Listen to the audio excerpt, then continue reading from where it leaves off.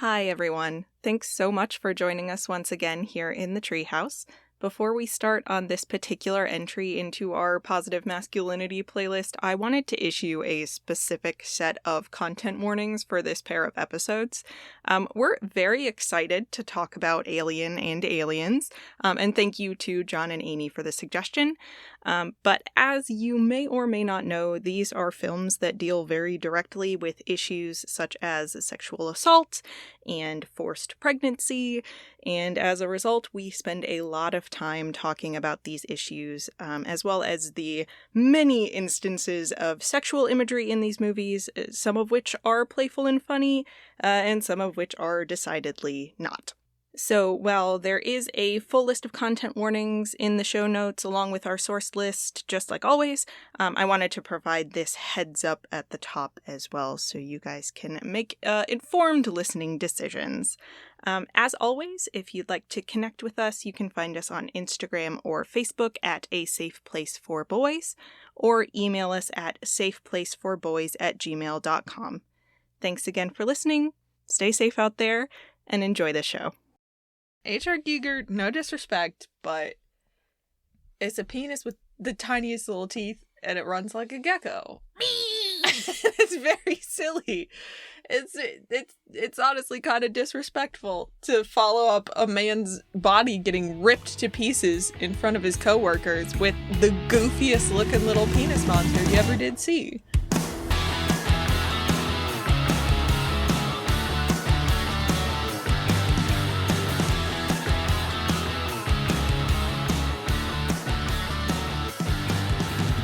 Welcome to A Safe Place for Boys, compassionate conversations about masculinity in media. I am your host, Kelcee Sykes, and with me as always is my man in the vents, Dr. Spencer Todd Bennington, PhD. How are you, Spencer? You know, I'm just feeling a little under the weather, like in the vents, but like maybe in the ventilator. It's like, I don't know, just got a little crud thing, just like, just feels like something kind of like, you know, like fully lodged in your throat?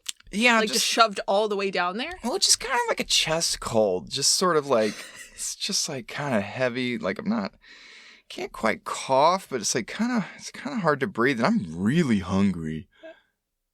Is that part of it? Remember he wakes up and he's like, God, I'm starved. And then they go have the dinner scene before the last supper before they go to bed.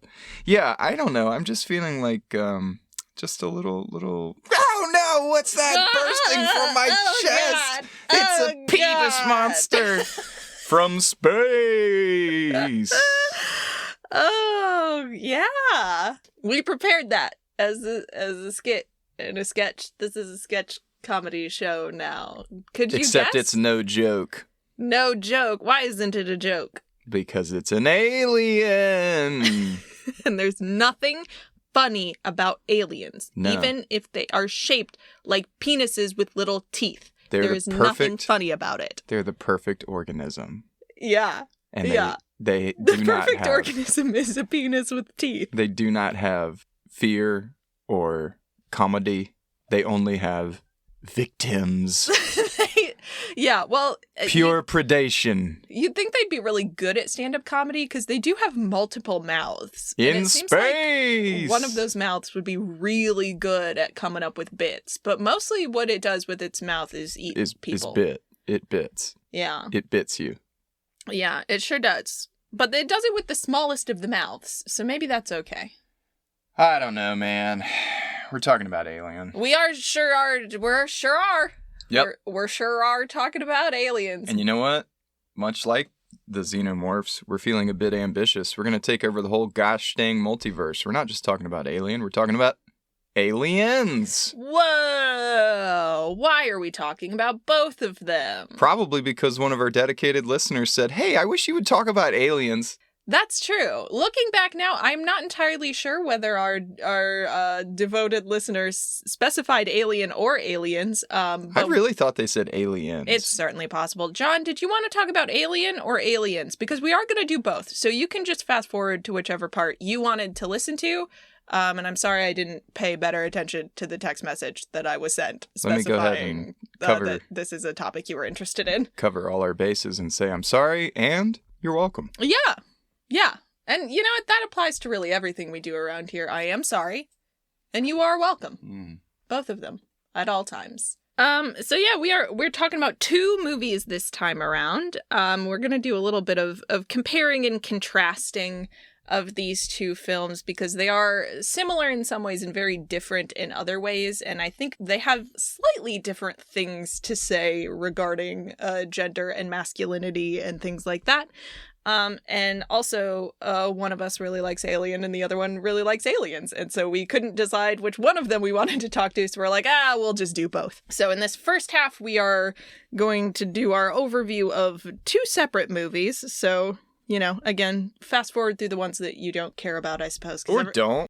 Because your opinion might change. I assume that's why you're listening to this show. I sure do have a difference of opinion after Kelcee has beat the crap out of me with her knowledge and perspective. I did not do that. Oh, but you have. I metaphorically...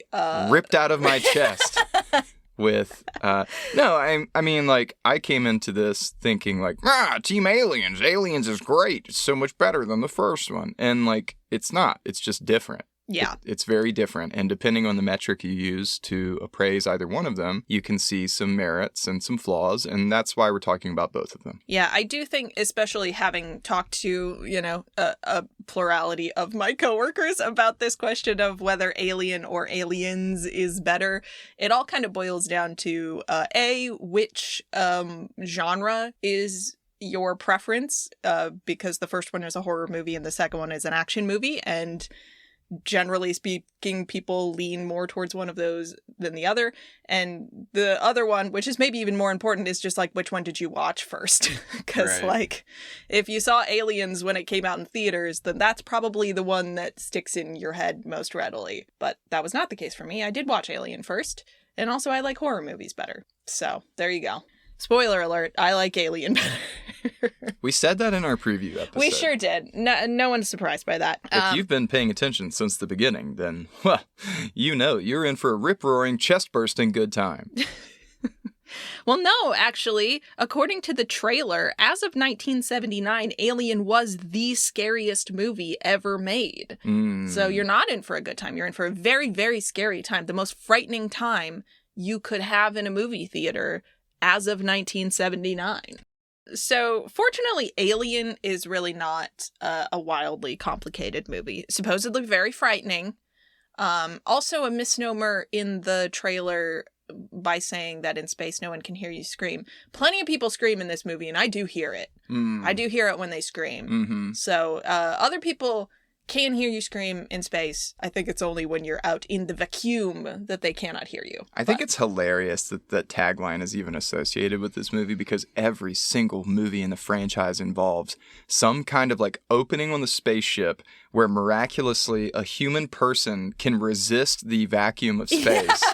But the Ripley alien is the strongest person who has ever lived. It's like space rules obviously don't matter to you, so don't freaking try to get me. Don't talk to me about sound waves. Space scream. So you can kind of decide for yourself if this is the scariest movie ever made. I don't know that I think it's the scariest movie ever made, but that's okay. It doesn't have to be. And also, I wasn't alive in 1979, which is kind of a shame because of all the movies that came out in the 70s, this is maybe the one I would most have wanted to see when it first came out.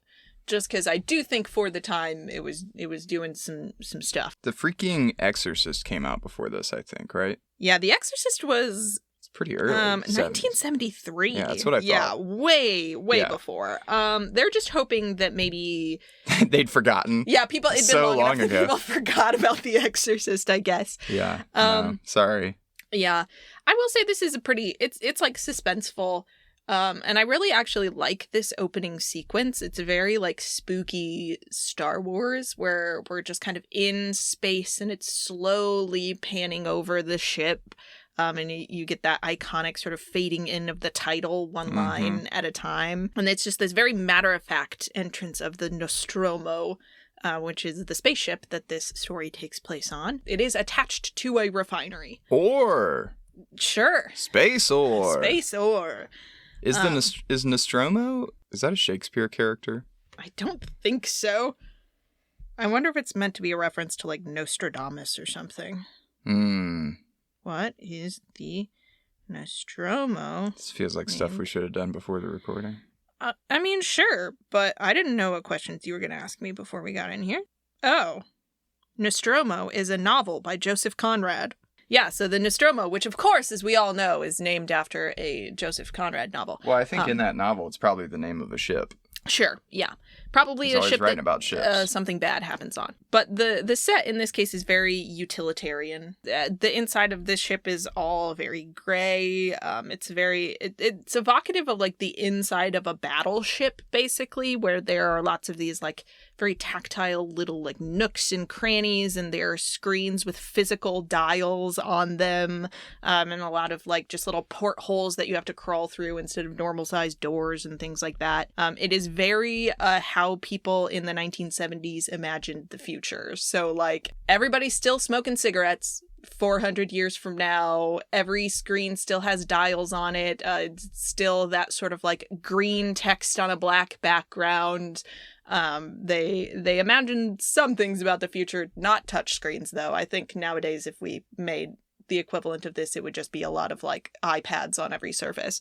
But that is not what the Nostromo looks like. And so the first couple of minutes are just panning across this silent ship where there's no one moving around, there's nothing happening until one of the screens comes to life with some strings of code.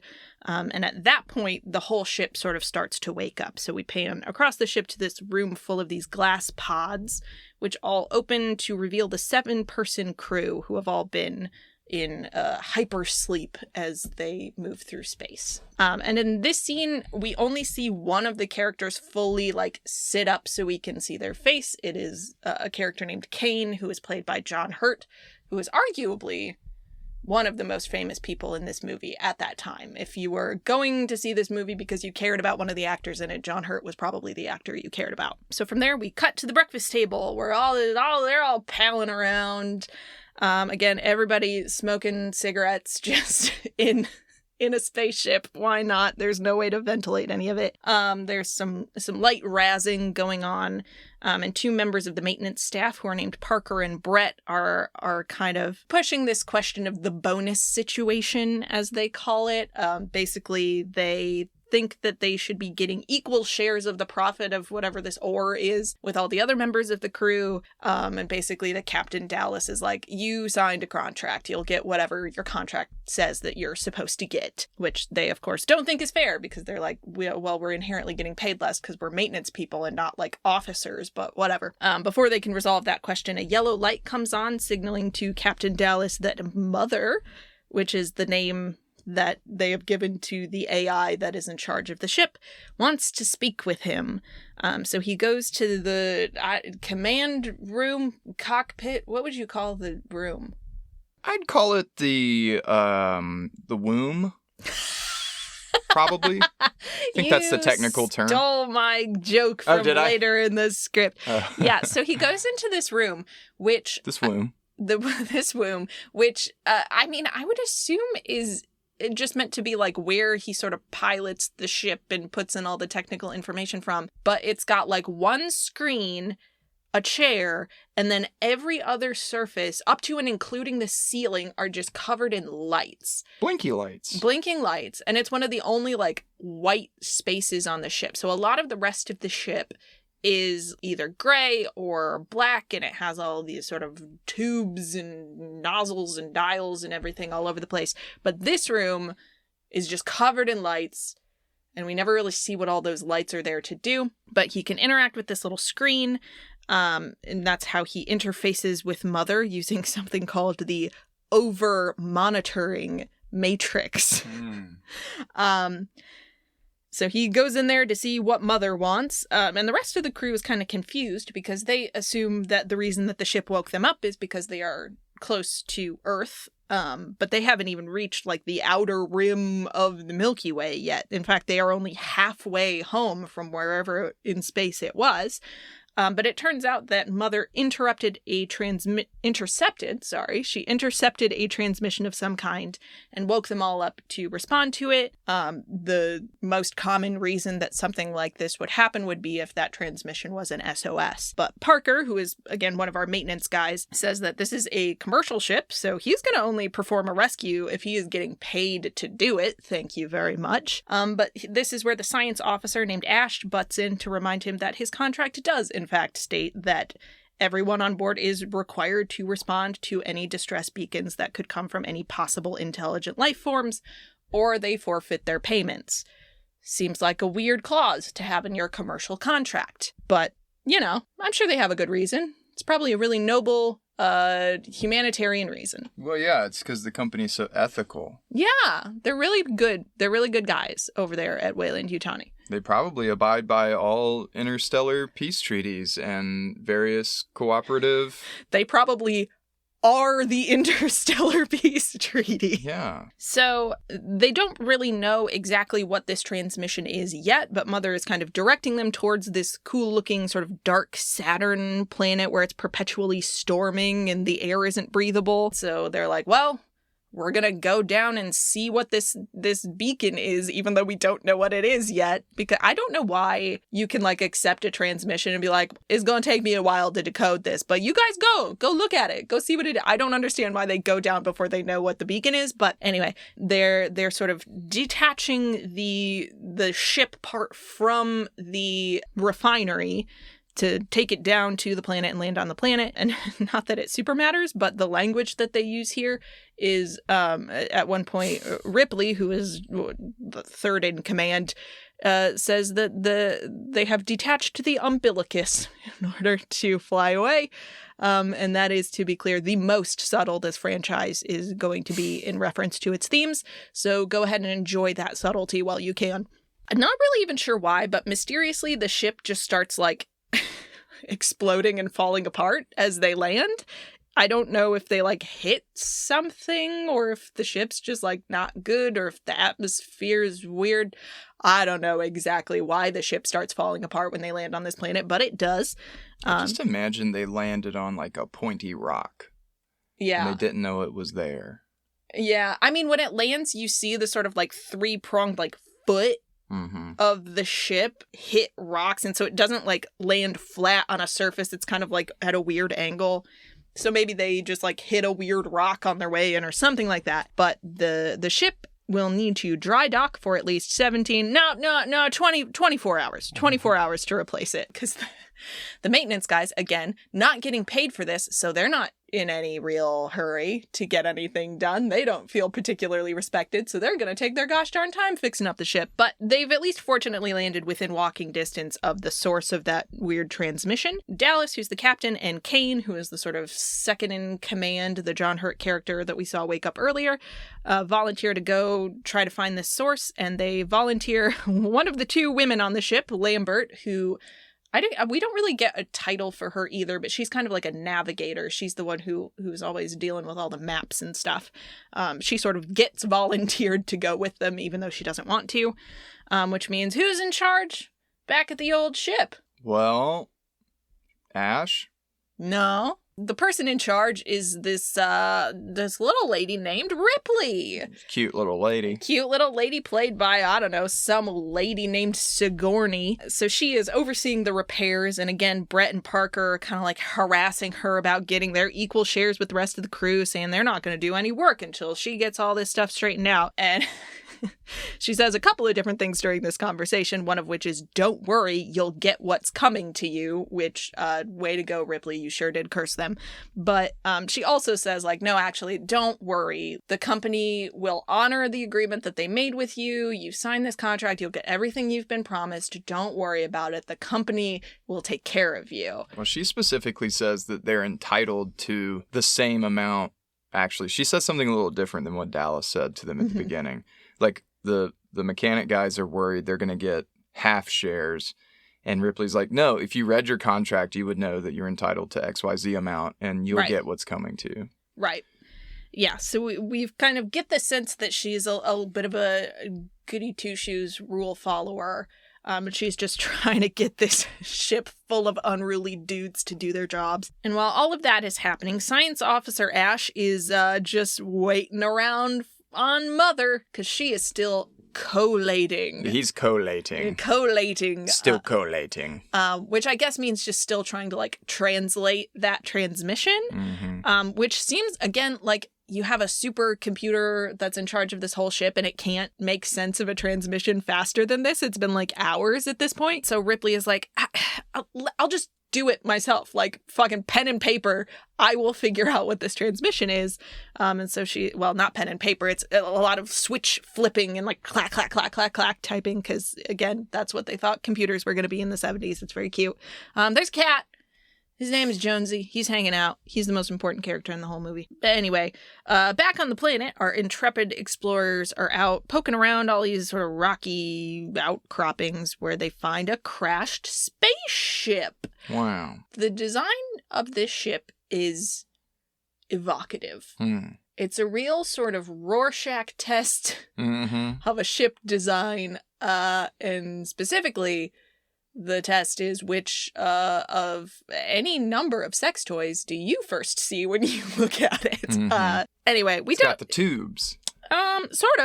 Sort of. I mean, it sure does have doorways that are shaped like vulvas, but that's fine. Lambert, as soon as she sees this, she's like, absolutely not. No, thank you. I would like to go back now. I am not going anywhere near that. But the men are like, no, onward. We must be intrepid or whatever. So they crawl up into these exposed vulvas on the side of the ship. And that's when their video feed starts cutting out. So they were communicating with the people back on the Nostromo, but now they're not able to do that anymore.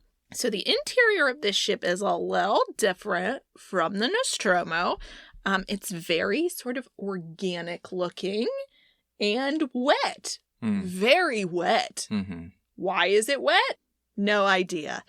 Kane sees another opening and he kind of crawls up through the floor into a space where he finds what appears to be just a gigantic skeleton sitting in maybe like a pilot's chair or something like that.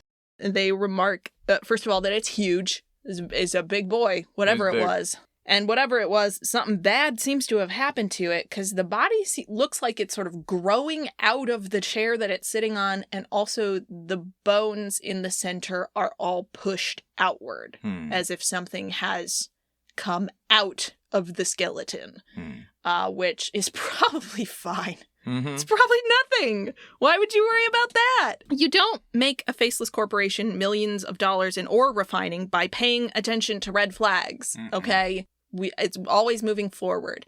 Unless you're Lambert, in which case, again, you see this and you're like, boys, can we go? And they're wearing, like, spacesuits because they can't breathe down there, but they don't have, like, weapons or anything with them. They have no idea what they're about to walk into. Yeah.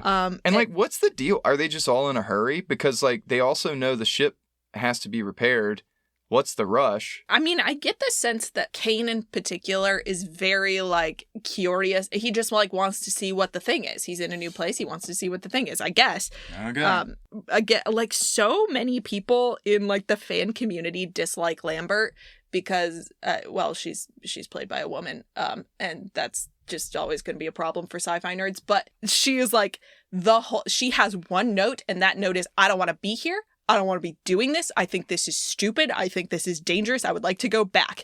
And people are like, ugh, she's so whiny. And it's like, cool. She's correct. Yeah. That's a situation where you whine as much as you need to get the people who aren't listening to you to listen to you, or you get, well, you'll see. Bad things happen when you don't listen to the person who's like, I don't want to be here. This seems bad. Let's leave. No one is alive in here. Let's just go. But Kane doesn't want to just go. He keeps finding more holes to just kind of squeeze his body right into. And back on the ship, Ripley has finally managed to decipher this message. And it is, in fact, not an SOS. It is a warning. And it basically says, do not come down here. Some bad stuff is happening on this ship. Stay away from this ship. And as soon as she sees that, she's like, oh, shit. We gotta stop them. We gotta go. We can't get in contact with the others anymore because their communication equipment has not working anymore. But she says, like, okay, I'm going to go put on a suit and we're going to go get them and bring them back. Whatever is out there is dangerous. But Ash, the thus far extremely useful science officer, is like, oh, well, there's no point. It would take you too long to get there. Just wait for them to come back on their own. It'll be fine. How do you know that? No one asks him how he knows that. So Kane has found himself another little cave to dive into. You know how they have caves on spaceships? That's just like a normal thing to have in your ship and not a thing you should maybe take as a sign of something dangerous.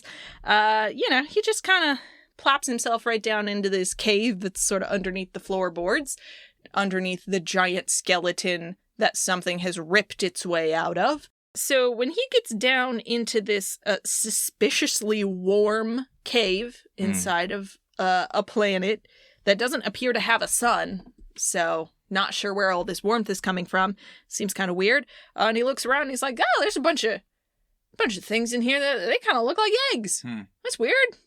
Cool. I'm gonna go touch one. Part of a well-balanced breakfast. Yeah. And he's like, oh, there's some kind of mist covering them that reacts when you, like, stick your hand through it. So Kane sticks his hand through it, like, 6 times. It's like, oh, weird. And then he jumps right down into the egg pit. That mist can't possibly be alerting something to the fact that you jumped into its egg pit. God damn it. Okay. So, he climbs down there. He gets his face right up on one of these big old alien eggs. And he sees a little baby alien inside. It's a little squirming around in there. Fun fact, the baby alien inside of the egg is played by Ridley Scott. He just put some rubber gloves on his hand and was just like... Wow. It's adorable. Life finds a way. It's beautiful. Circle of life. End of film. Yeah, they're like, cool, we'll respect your distance now, goodbye. No, as soon as Kane sees this baby alien, the baby alien sees him. And so the egg opens up on the top, just kind of like a flower. And of course he's like, what's going on in there? Sticks his head right over it. And the baby alien does launch itself up out of the egg and onto his helmet. So Dallas and Lambert end up having to sort of carry him back to the ship. Because he is out of commission for some reason. And when they get to the ship and they're like, Ripley, let us in. She's like, did you encounter anything out there? And they were like, not really. I mean, listen, an organism has attached itself to Kane, but that's probably fine. Let us in. And she's like, no, dude, absolutely not. There are very clear protocols for quarantining, particularly when you know for a fact you have come into contact with some sort of foreign organism. You have to be quarantined for 24 hours. And so she's like, no, I'm not going to open the hatch. You guys are going to be in quarantine for 24 hours. Like the rules we all agreed to. Dallas and Lambert are both like, no, let us in. And she's like, no, absolutely not. But Ash is right outside the door. And so he just opens that hatch right up, lets him in. Huh. See? Told Weird. you Ash was in charge. Yeah, clearly he must be, because he sure is doing things that Ripley explicitly tells him not to do. And as it happens, this strange organism has not just attached itself to Kane's helmet, it has burrowed through the glass of Kane's helmet and attached itself to his face. So they have to, use a buzzsaw to get the rest of his spacesuit off of him. And when they do, they see this big fleshy spider thing covering his face, and it's got these little finger appendages that are grasping the sides of his head. And when Ash tries to pull it off of his face, this little tail wraps around Kane's neck and starts strangling him. And so they're like, okay, we're not going to touch it. So they stick him in a scanner of some kind, I don't know, MRI machine or something that apparently the fleshy spider thing doesn't care about. That radiation doesn't hurt it. Space MRI. Yeah. And the scan sort of shows that it is keeping him alive by pumping oxygen into his body via an appendage that's shoved down his throat. Again, enjoy this while you can. This is as subtle as this movie is going to get. So they're like, okay, so we can't pull it off or it'll strangle him. What if we cut it off? Ash doesn't want to do that, but Dallas is like, now he's decided to take a stand, and he's like, no, I'm the captain of the ship, cut the thing off. So they try to cut one of the little finger appendages off the side of his head. Uh-oh, acid blood. Obviously, it's an alien. It has acid blood, and like really good acid blood too, because it burns through the floor. It like a few drops of it get on the floor. It burns not just through that floor, but almost all the way out to the exterior of the ship. It's gonna burn through the hull. Yeah, they're very worried that it's gonna go all the way through the hull, and this is where Parker very astutely points out that is a pretty good defense mechanism, because, quote, you don't dare kill it, which is true. Pretty hard to kill a thing that's blood is acid, and you're in space. So you really need to not burn holes through things. So they just kind of leave Kane in the lab like, I don't know, man. I guess we just leave him in here. And Ash is playing around in there. He's having a grand old time doing his little biology experiments or whatever. When Ripley comes in to kind of ask him, what's up with our new little alien friend? And Ash is real weird about the alien. First of all, as soon as Ripley walks in, he starts just like turning off monitors. He has something up on a computer screen that he just immediately flips off. Presumably, he does not want her to see it. It's porn. Yeah, it's just hot alien porn. He was really inspired by that big ship. But Ash gives us a little bit of information about this alien here. He says that calling the alien he, can shed cells and replace them with silicon, making him very resilient. Which Ash is like, isn't that fun? And Ripley is like, no, it's not. It's the perfect organism. Yeah, her response is, and you let him in, because Ripley doesn't actually care about the alien. She's here to confront Ash for disobeying her and the quarantine laws, right? So he has risked everyone's safety to bring Kane back inside. She still assumes at this point that his goal was to bring Kane inside, which is very much not what he is supposed to do. It is against the quarantine laws and disobeyed a direct order of the person who was in charge of the ship at the time, which was her. And now he's not letting her look through his microscope or see what's on his screen. And it's starting to look to her like he is kind of following his own set of instructions and not the instructions that the rest of them were given. Weird. Anyway, it's probably fine. In the next scene, alien's gone. Alien's gone. It's not there anymore. Kane's still there. He's lying on the bed. Alien's gone. That's probably not great. And so they all deal with this new dangerous situation as with the level of detail that you would expect from this crew, which is they just waltz into the infirmary with no protective gear on, leave the door wide open, don't turn any of the lights on, and are just like creeping around this room looking for an alien. And it just I don't know why the alien husk was on the ceiling, but it does fall on Ripley's head, and it's kind of funny. So it falls on Ripley's head, scares her a lot, but it's fine. It's dead. Alien baby's dead. It's probably fine. They put it on the table, and they're very confident that nothing bad is going to happen to them, because they just put it on the table. Again, no protective gear, no gloves, no goggles, no nothing. And they're just like, they got their face right up on this thing when it's on the table, and they're like cutting into it and like, what's this? Just like, should I lick it? These people, I swear to God. But Ridley is like, let's just get rid of it. Great, it's dead. Cool. Let's just get rid of it. And Ash is like, no, we must study it. Why? You're a commercial mining vessel, Ash. Why do you need to study this? But Dallas is like, Dallas's thing is that he does not want conflict of any kind. He doesn't want to mediate anything. He wants to just like clock in, clock out, go on his merry way. He does not want to deal with any kind of issues. So when somebody else has a suggestion for a thing, he's just like, yeah, great, do it. Ash wants to study the thing. Fine, great, whatever. Just let him. It's fine. And Ripley is like, that seems bad, Dallas. It seems like we shouldn't let him do that. And Dallas is like, oh, if Ash is so bad, then why did the company replace our other science officer with him 2 days before we were set to ship out on this mission then, huh, Ripley? Why would they have done that if he was so bad? I think he's probably the most trustworthy in the whole world, and I'll do anything he wants forever. Which is like, Dallas, come on, buddy. Oh, God. But Dallas just wants to go back to bed. That's kind of his whole MO. And he'll get what he wants. Anyway, so they take off of this planet. They're like, okay, Kane is stable enough. We're just going to go. And again, no one is listening to reason. Multiple times in this sequence, Parker is like, should we put Kane in the like stasis pods so that we can get him to like a real doctor who can, like, maybe do a more thorough investigation. And everyone's like, no, we got our MRI machine thingy. Look at it. The alien's helping him breathe. It's fine. That is another unanswered question. Why the hell didn't they just put him in a pod? Because Ash wouldn't have let them. Ash was like, no, I must examine with my own eyes and hands. Parker said it like 5 times. Yeah, he says it multiple times. Just freeze him! Yeah, no one listens to him. And here, Lambert reveals that they are still a good 10 months away from Earth. They're, like, not even close to being home yet. But for some good news, we're ready for some good news, right? Sure. Kane's awake. Yay! Yay! He seems fine. He's fine. He's awake.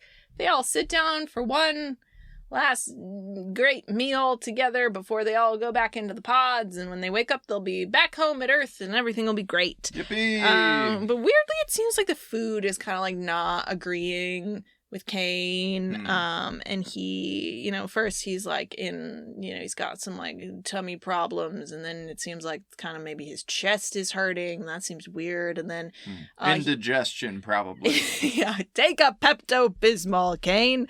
And then he does start screaming in pain, and then a bunch of blood does show up on his shirt, and then well you know what happens yet. Actually, Pepto-Bismol might be the best weapon against Alien. It does fight against acid. Just take a lot of antacid, and it makes your body uninhabitable to aliens. Did you ever think of that? You ever think of that? Solution to the problem. Just something really basic. Drink a bunch of milk. They hate milk. Pepto-Bismol stock skyrocketed after this movie. Okay, yeah, the alien does rip its way out of Kane's chest, and you've all heard the story. The actors didn't know this was going to happen, and so the reactions that you're hearing from them, and that's seen are real. I'd not heard that story. I didn't know that. Yeah, the actor, at least some of the actors did not know what was going to happen in the chestburster scene, and so the reactions you're seeing from them are like, ah! Like, that's just real. Like, oh my god. I'm surprised no one actually laughed at the little... I was just gonna say that. Y'all, the alien is a penis with little teeth, and the tiny penis with teeth runs like a gecko across the table. Little gremlin ass. And no one in that scene, at the moment when that thing is most vulnerable, decides to try and, like, get it with their fork. Oh, Parker tries. Does he? His immediate impulse is to, like, try to hit it with something or kill it, and Ash stops him. Oh. Yeah, he's like, don't hit it. Like, I think they use the excuse of, like, it's got acid blood, don't hit it, instead of, like, yeah, no, Parker should have just been allowed to kill it in that moment. Like, figure out how to patch up the hole in your ship. Or just, like, put it in a trash can and throw it out in space. Like... Yeah, they fumble things at many important moments, and by they, I just mean Ash. So, welcome, my friends, to the horror portion of the movie. There's no time for sentimentality. They dump Kane's body out in space and go find the cattle prods, which they have for some reason. There was time for sentimentality. Dallas asked if anyone had any final words to say to Kane's mummified body that they were about to jettison into space. No one volunteered. No one volunteered. Nobody cared. If one of your coworkers died violently in that way, I don't know what I would say either. Just be like, damn, wish you'd listened to the quarantine protocol, bud. Yeah.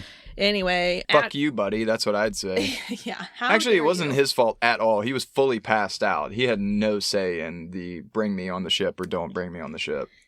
Yeah, that's true. I mean, he had some say in sticking his face into an egg, but... Oh, yeah. Shouldn't have done that.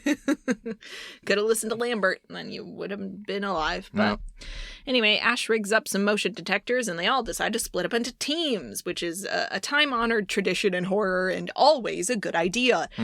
So Ripley, Brett, and Parker are on one team. Dallas, Lambert, and Ash are on the other, and they're just kind of scoping out the ship, looking for anything moving, and they're like, we're going to hit it with a cattle prod, and hopefully, like, knock it out long enough that they can throw it out of the airlock or whatever. The first thing that happens with Ripley, Brett, and Parker is they find the cat. Right. Which jumps out and, like, scares the bejesus out of them and then runs away. And they're like, oh, God, we have to go get the cat now, or else it's going to keep setting off the motion detector and we won't be able to find the alien because the cat will be setting off the motion detector.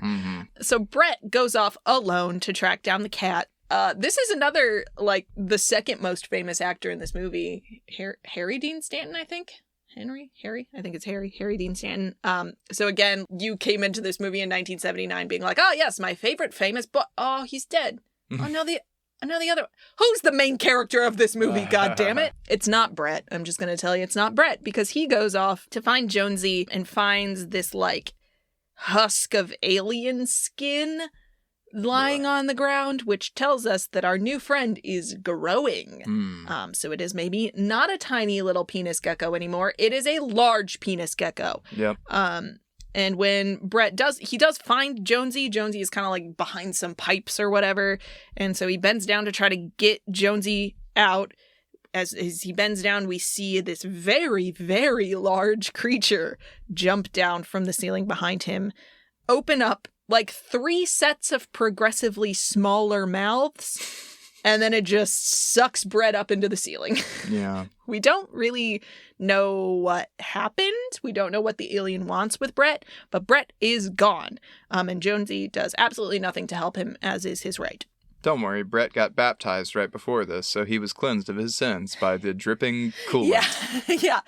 Boy, again, like, there's just a hatch in this ship that's, like, dripping water, and there's chains hanging from the ceiling, and he just stands there and, like, lets that water drip onto his face, and I'm just like, how much just, like, rocket fuel covered grossness are you just letting fall onto your face, Brett? It doesn't matter, because it's the first bath he's had in weeks. Well, probably. So Brett's gone. R.I.P. to Brett. And now it's time to regroup, because that plan didn't work. So they all come back together, and they figure out that the alien is using the air ducts to move around. So they decide that what they need to do is to go into the vents themselves, bring a flamethrower, because, you know, most things don't like fire, which is as good a logic as any, I suppose. And you don't want to, like, shoot it with a bullet, because, again, it bleeds acid. So you need to, like, hurt it without breaking the skin. So there you go. Got a flamethrower. And they're going to go into the vents and kind of move through the vents, shutting off different vent passages as they go to try to drive it towards the airlock so they can shoot it out into space. And to his credit, this is the time that Dallas decides to do something useful, and he does volunteer for this task. And when he goes back into Mother's little chamber and asks the computer what his chances of survival are, Mother responds, does not compute. Oh, Lord. So Dallas is crawling through the vents. He's closing these hatches behind him. He's got this open flame just moving through the vents this way. And the others are kind of like trying to watch him on a screen. And they're trying to figure out where we're doing some kind of strange motion detection, because, like, he has, like, a monitor of some kind on him, but the alien doesn't. And so they can see the alien moving through the vents somehow, and him moving through the vents. And at one part, Lambert starts freaking out because she's like, you have to get out of there. It's right on top of you. And he's looking around and he doesn't see it, and he doesn't see it, and he doesn't see it. And then he ends up getting sort of cornered because he turns around. Alien's right there, gives him a big hug. And then Dallas is gone. And they find the flamethrower, but not his body. We have not found any other than Kane. There have been no dead bodies yet. Do either one of these guys get the Pez dispenser mouth to the forehead? You know, I think where it's sort of implied that Brett does, but I thought Brett did. Yeah, he gets that thing really and it punches through his forehead or something. We see someone get that. Might be in the second one. I don't remember. Oh. A lot of people get a lot of tiny mouths to the face, you know? Yeah. So, okay. All right. Now Ripley's in charge for real. And she is like, okay, we are not going to send one person into the vents alone again. I can see now that was a bad plan. We are going to be in pairs, and we are going to go cut off passages until we have this alien cornered, because if we're moving at it from 2 different directions, we will hopefully be able to corner it without it cornering us. And she's like, no, we can't go anywhere alone. Nobody go anywhere alone. So, of course, Parker immediately goes off alone to find more fuel for the flamethrower. Don't be a hero. I'll do whatever the hell I want to. Yeah. Earlier in the movie, Dallas does tell Parker not to do anything heroic, which he will disregard later. And furthermore, Ash has no helpful suggestions at this point. Like, he has run out of, like, helpful things to say. Still collating. Yeah, he and Mother are still collating, and Ripley is like, you know what, buddy? I'm the captain now. So I have access to Mother, so I think I'll go ask her myself what is going on. So this is where I put, goes into Mother's glittering perfect womb and asks the computer why this science officer is refusing to neutralize this alien. And Mother replies that it's because he was given a special directive. He was supposed to collect the alien specimen at any cost. And the crew, Mother says, is expendable. Expendable! Yeah, so Ripley's upset about this, as I think I also would be. If a computer woman told me I was expendable, I don't think I'd like it. And so Ash has managed to get into the womb with her and is just sort of lurking next to her very creepily. And they kind of get into an altercation where he gets hit at some point and starts bleeding white, which is not a thing that would have meant anything to anybody in 1979, but to those of us who were raised in the shadow of Alien, what does white blood mean? It means he's not only extremely hydrated, but he drinks a lot of milk. He's so basic. So milky. Could not be more basic. Aliens hate this guy. What it means in the visual language of the Alien universe is that Ash is an android. Android! He is not a human. No. And which we can tell by the time he gets the milk coming out of him and he goes beep, beep, beep, beep, beep, beep, boop, boop, boop, boop, boop, boop, boop. Yeah. He starts freaking out. Glitching a little bit. And he's like beating Ripley unconscious. And then, once again, we are now leaving the realm of subtlety, everyone. He takes up like a magazine or something, rolls it into a tube, and starts trying to shove it down Ripley's throat. Yeah, the most normal way to kill someone. This is the only time where we see his little science officer station, and you see like pinup girls and like nudie mag bits like posted up on the wall, and then presumably this is like a Playboy magazine that he takes and does this with. And like, I guess partly because he's been so obsessed with these like alien critters, he thinks like this is an interesting way to silence someone, to like shove something down their throat. But like, it's already he's already shown us that he's like stupid strong. He can like Vulcan grip Ripley. And so it's like, okay, why don't you just like smush her face or like crush her throat with your hands? Yeah, what or just strangle her in a normal way. But no, he decides that the way he would like to choke her to death is to shove a magazine down her throat. A tube-shaped magazine, once again. There's a theme here in the shape of things getting shoved down throats. But fortunately, Parker comes up and hits him in the head with like a fire extinguisher or something and just knocks his head clean off. Yeah. It's sort of dangling. Yeah, there's like a sliver of it still attached, but it is fully to the side. His torso. Beep, beep, beep, boop, boop, boop, boop, boop, boop, yeah, and now he's just gushing milk and... milk is everywhere. How would you describe the shape of, like, the guts of the androids? Because those, like, ball wire things. Yeah. Generously rosary-shaped. Yeah. Just, again, kind of weird shapes recurring all over this movie. Yeah, but his guts start spilling out all over the place. And so now that they managed to wake Ripley back up, and she's not dead, fortunately. And so they plug in his severed head to the computer to sort of bring him back to life, because he's a robot. He's not like dead, like a person would be dead. The milk seems important, but not necessary. I'm not sure what the milk is doing other than like filling out the body so that it looks like it has some like weight to it. I don't know. Anyway, they plug him in and are like, how do we kill these aliens? You clearly know about these aliens now. You know more than the rest of us do. You're done. Like, we're just going to shut you off. So you might as well tell us how we kill this thing. And Ash tells them that it can't be killed. It is, in fact, the perfect organism. And he admires its purity as a survivor with no conscience. And here is where he says his famous line... Gurgle burp, gurgle burp. Milk, milk, gurgle burp. Did I get it? Yep, pretty close. He says, I can't lie about your chances, but you have my sympathy. And gives them the weirdest smile ever. That's the audio equivalent of what it looks like. And so they turn Ash off. Yeah. And so Ash is no more. I guess the milk is like lubricant and also coolant. Yeah, that could be. And it's supposed to be evocative of jizz. Yeah. I mean, I have no choice but to assume that why not just make it a clear liquid? It could have been any color you wanted it to be. Well, you can't see clear liquid on film. You could have made it black. They could have, like, dyed it red so it looked like blood. Could have done any number of colors. Yeah. Blue, purple, anything. Yeah. They went with white. They went with milk. Ripley? Mother's milk. Come on, man. Okay. So Ripley has a new plan, which is blow the ship up. Fuck Not it. Dealing with this alien anymore. Thank you. Fuck this ship. So they have an escape pod that they're like, all right, we're going to get some coolant and we're going to get to the escape shuttle.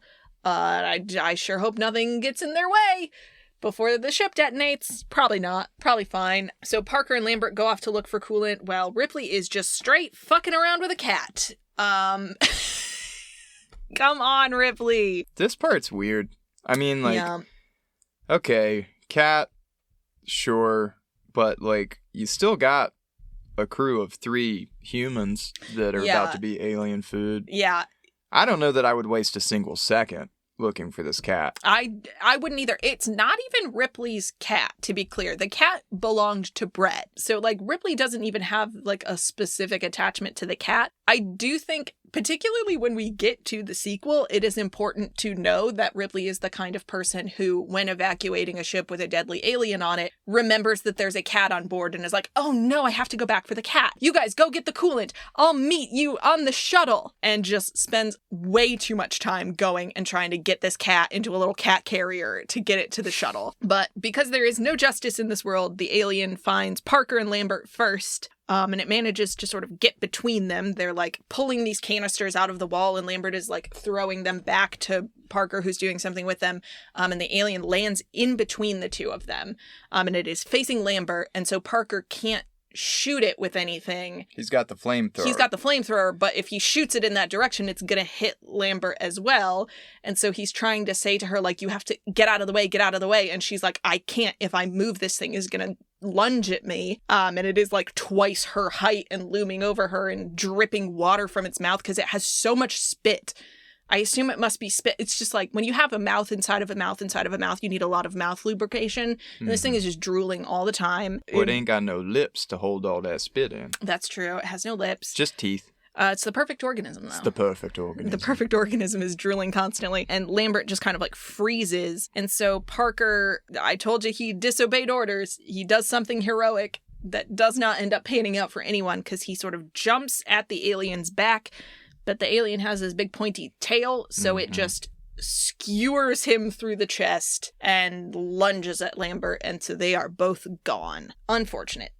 But now it is Ripley and Jonesy against the world, and they are in a race to get to the shuttle before the ship detonates. And another alien staple is the voice of the ship being like, you have 5 minutes before detonation. Please evacuate now. This part's so frustrating because it's very clear that, like, there's a protocol for detonating the ship, and it takes 10 minutes to blow up, and you can disarm it so long as you get it before the 5-minute mark.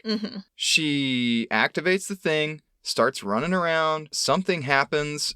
I guess, like, she's about to get on the transport ship and, like, is the aliens in her way, right? And then so she decides to run back. She's like, shit! And has to go, like, try to disarm the thing. And it's very tense, and she gets it right at that 5-minute mark, and then freaking the countdown still keeps going. Yep. To which she says my favorite line. You bitch!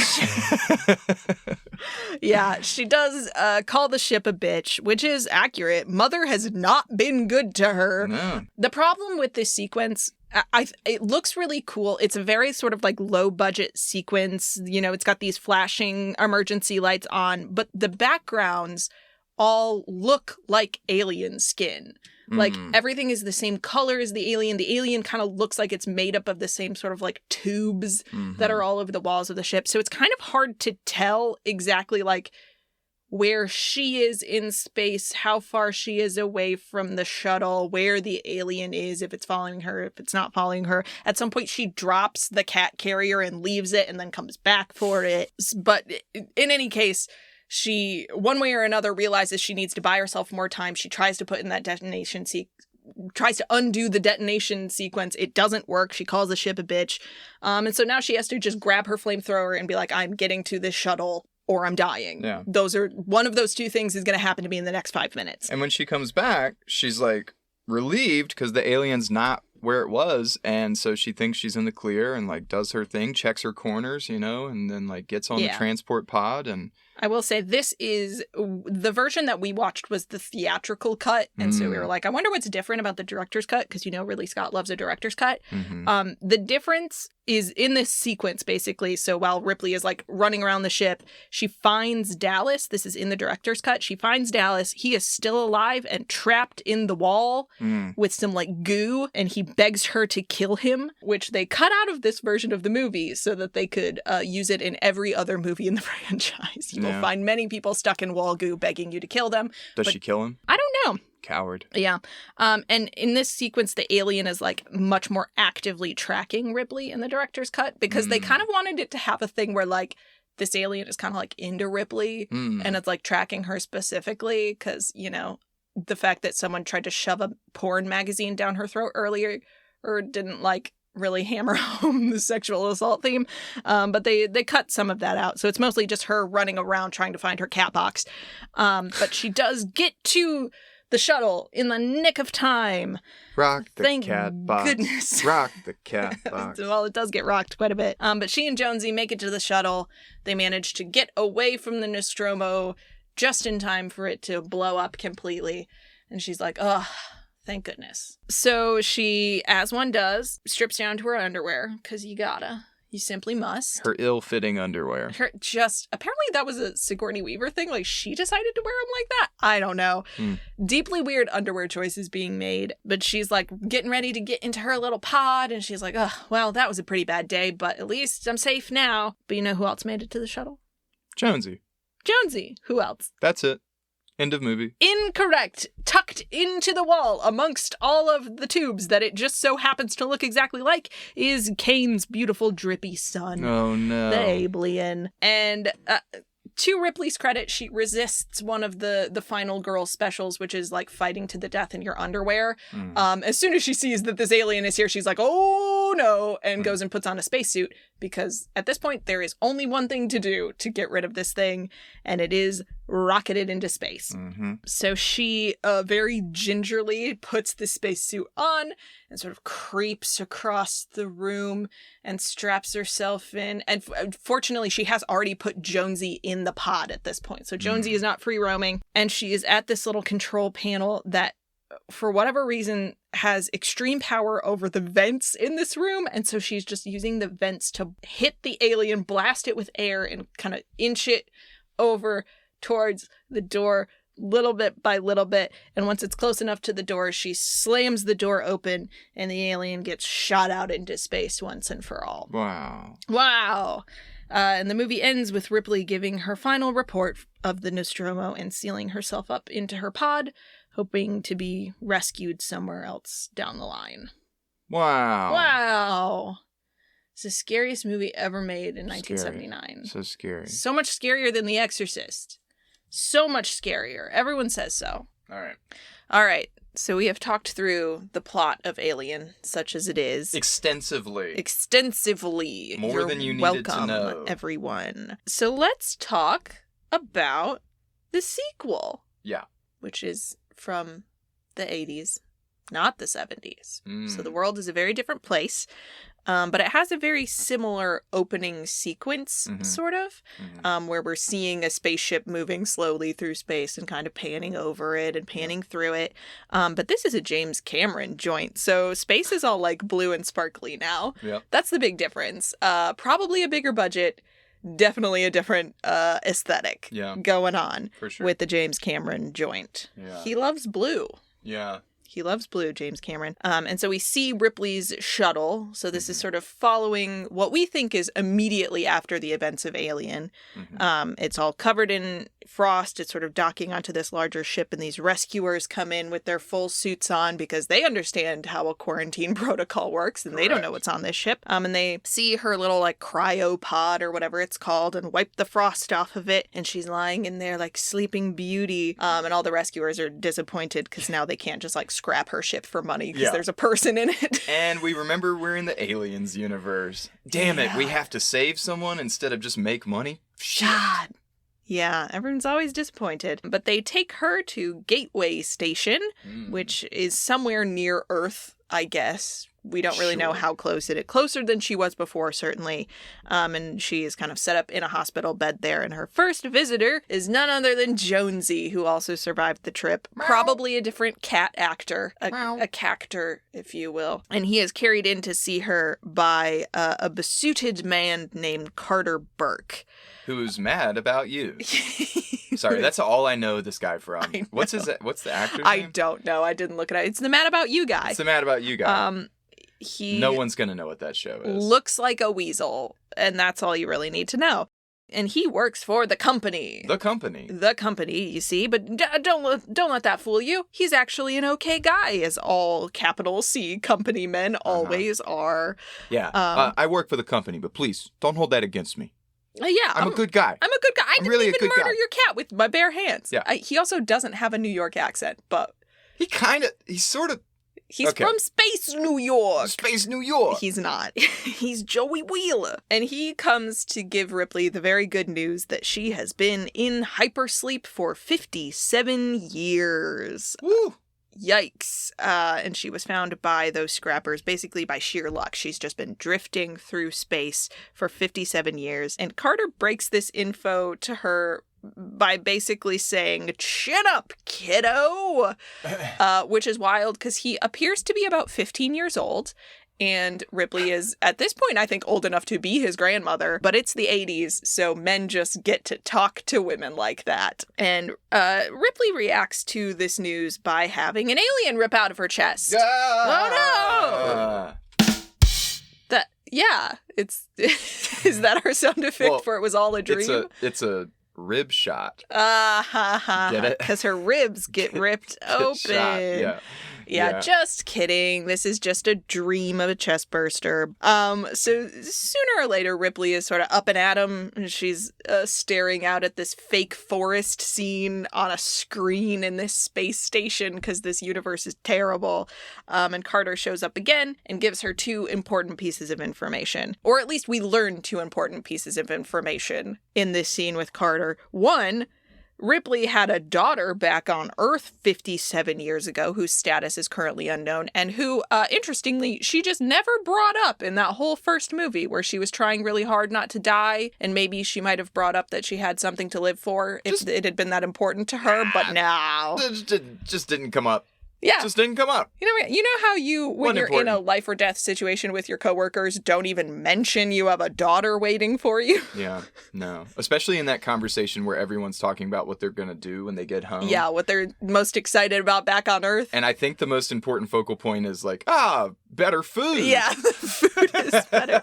Yeah, the only thing good on the Nostromo was the coffee, but the coffee was so good it made you forget your daughter. So that's great. And the other thing that we learn is that Ripley is about to be forced to give a deposition about the events on the Nostromo to a very important group of company bigwigs, but she says she is not going to do anything until she learns what happens to her daughter, which Carter has looked up and was kind of be like, I'm going to tell you this after the meeting, maybe, because it's going to bum you out, but she is insistent. She wants to hear about it. And so we learn that Amanda Ripley McLaren, which is apparently her married name, died at the age of 66, 2 years before Ripley woke back up, and she didn't have any children of her own. Bummer.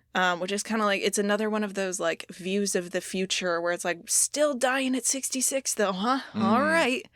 We can perfectly preserve people in pods for, like, hundreds of years, but okay. Yeah, no, Padme just gave up the will to live. She didn't just die in childbirth. Anyway, it's fine. And Amanda was only 10 when Ripley left. So basically, her mom left when she was 10 years old and just never came home. You know, just a quick sidebar here. It occurs to me that that's a narrative, that's sort of like a narrative device we always think about for, like, air quotes, deadbeat dads, you know, going out for a pack of smokes when you're 10 and never coming back. And it's interesting to me that it's a mother-daughter sort of thing, at least. It could have been interesting if they had included any more information about this daughter other than the fact that she existed and she died. Like, we don't have any artifacts from her. There weren't any sort of, like, here are all the messages messages she tried to send you or whatever. Like, we have nothing. That would have been rough. That would have been, like, yes, really but interesting. It would have lent some credence to the idea that Ripley, like, had a daughter she cared about and it was a real relationship and not just a prop to be told was dead at the early part of the movie in, I mean, we'll get to this in part 2, but in what I think is a really, really lackluster attempt to give Ripley some pathos that she didn't need because everybody already empathized with Ripley. It's Amanda, fine. Air quotes, person is firmly not a character. Yeah, this is pretty not much a real person. The end of us hearing about her at all. Yeah, she never comes up again. Ripley... In the series. Like, oh yeah, we never hear about her again. Like, we're only going to talk about Alien and Aliens. There's a bunch more movies. She doesn't come up. And I know they're doing that show soon. Maybe. I mean, that'd be a good angle for a show. Yeah. Well, yeah. Like, we could have seen her, like, being on an investigative team trying to find what happened to the Nostromo. And, like, you get to see some of the shitty bureaucracy and secret keeping upon secret keeping happening in this organization. And that would be, like, an actual believable, cool vehicle for narrative storytelling to fill in the gaps of the past, like, in the Alien universe. Whereas, like, all they've really done, like with the newest movie, they just like gave us a different crew and a different part of the universe, which is fine, but the tie-ins felt weirdly forced because of that. So yeah. Well, this is just kind of a thing that happens when a universe gets too big, and God, we can't talk about Alien Romulus, but we can. We're not going to. We're not going to. At least not in detail. I will probably mention it a couple of times, but yeah, if you wanted a character to have, like, complicated feelings about motherhood, you had a character whose mom left and never came back, and that could have been a way to talk about that theme if that was something you wanted to do. But they didn't. James Cameron didn't want to do that. He wanted to just kind of lazily give Ripley some trauma, as if Ripley didn't have trauma already. Jesus Christ, James. Yeah. Anyway, it's fine. So Ripley gets shuttled from that conversation directly into another smoky 80s boardroom. I think this is the most horrifying scene that we get, maybe in both of these movies. I hate this scene. It's so bad. So in the background is a slideshow of all of the people who died on the Nostromo, just like scrolling in the background. So she has to sit there and look at the faces of all of these people who died. And then she's getting interrogated by these sort of besuited business types who are totally convinced that she blew up their $40 million ship for no good reason. Yeah.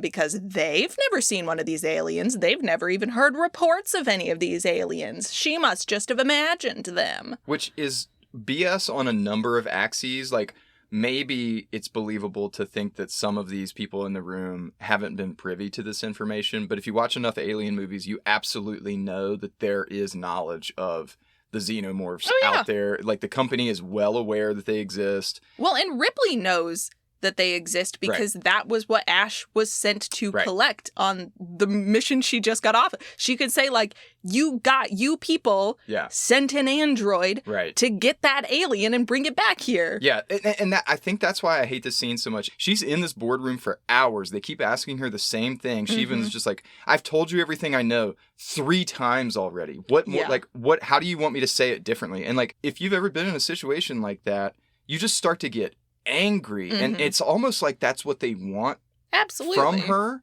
so that she eventually blows up and they can be like, nah, she's hysterical. At one point she even says, hey, you should go look on that planet. Like, if you don't believe that these aliens exist, go to the planet is called LV-426. She's like, well, you guys sent us there in the first place, so how about you go back? And this guy's just sort of like, we did.